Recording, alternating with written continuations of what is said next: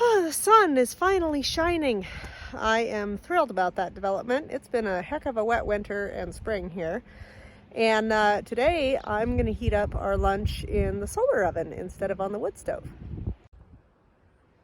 So here's the sun oven, and we got this from my mom. It's about 20 years old and it still works fantastically. So basically all you have to do is position these fins in such a way that the sun gets in there. This is the first time we've used it this year, so you can see I'm going to have to clean off some of the glass and some of the metal. The idea is to get it as clean as possible so that it reflects as much sunlight as possible. There's a thermometer in there, and right now it's not reading because it's chilly. But even being chilly out, this oven will focus the sun and heat our lunch great. It does take a little bit of time. We just got up here this morning. It's about 10 a.m. So, you know, it's not like a microwave. It's going to require probably about an hour to heat up our lunch, maybe a little more than that. And then we get to have nice warm leftovers. Yay! You can cook just about anything in a solar oven.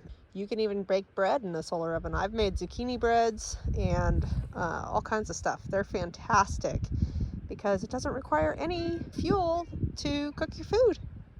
I have cleaned it off as much as I need to. You don't have to get crazy with cleaning it off. Of course, it'll work better if it's spotless, but I don't really need it to be at optimum efficiency level. Now, I want to point out I've got that shadow in there. That shadow is going to cause a problem. So all you have to do is turn the oven to face the sun head on. And now I'm going to put my lunch in the container and stick it in there. This is the leftover pot roast that I actually cooked on the wood stove the other day. And now I'm just going to close that, secure it down, and walk away. So it's been about 10 minutes since I put our lunch in there, and the thermometer is already reading about 150 degrees.